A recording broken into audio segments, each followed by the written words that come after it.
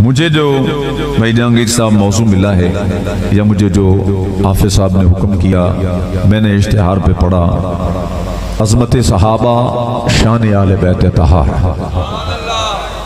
आप प्यार से कहें सुभान अल्लाह। सुन्नी होता ही वही है जिसके दिल में आल का भी प्यार होता है, नबी के यारों का भी प्यार होता है। जिसको इन दोनों हस्तियों से प्यार है, जमातों से प्यार है, वह प्यार से कहे सुभान अल्लाह। ये बड़ा प्यारा मौजू है और बड़ा ईमान को ताज़ा करने वाला मौजू है। सिकरे हंशा साहब एक ऐसा मौजू है, चूंकि हम पहले थोड़ी देर पहले जहांगीर साहब कह रहे थे कि दाता अली जवेरी का जिक्र करें। क्यों? हम निस्बतों को मानने वाले हैं, हम निस्बतों का अदब करने वाले लोग हैं। दाता अली जवेरी की निस्बत है मेरे मुस्तफ़ा के साथ, तवज्जो है ना। इसलिए हम दाता अली जवेरी को मानते हैं कि दाता अली जवेरी मेरे नबी के गुलाम हैं। निस्बतों के मानने वाले हैं। सिद्दीक़ अकबर को इसलिए मानते हैं कि वो हुजूर के गुलाम हैं। फारूक आज़म को इसलिए मानते हैं कि हुजूर के गुलाम हैं।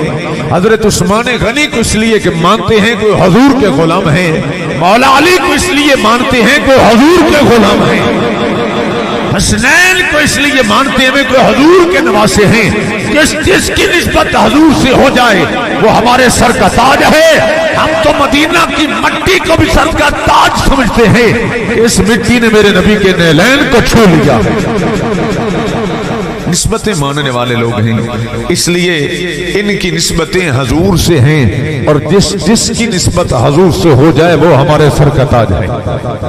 मक्कातुल मुकर्रमा की सरजमीन है। तवज्जो हजरत, अब आपने पूरी तवज्जो करनी है। मक्का की सरजमीन पे हजूर ने कदम रखा, रब्बे कायनात ने फरमाया ला उक़सिम बिहाज़ल बलद, कायनात वालों मुझे इस जमीन की कसम है, इस मिट्टी की कसम है, इस बल्दे अमीन की कसम है। रब्बे कायनात इस मक्का शहर की कसमें खा रहा है। वजह क्या है?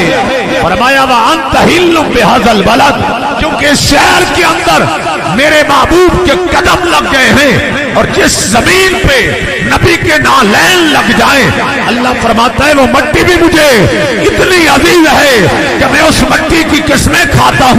यहाँ रुक के मुझे कहने दीजिए, जिस जमीन पे नबी के कदम लग जाएं उस जमीन की तरफ किस्में खाए और जिस कदों पे नबी के नवासे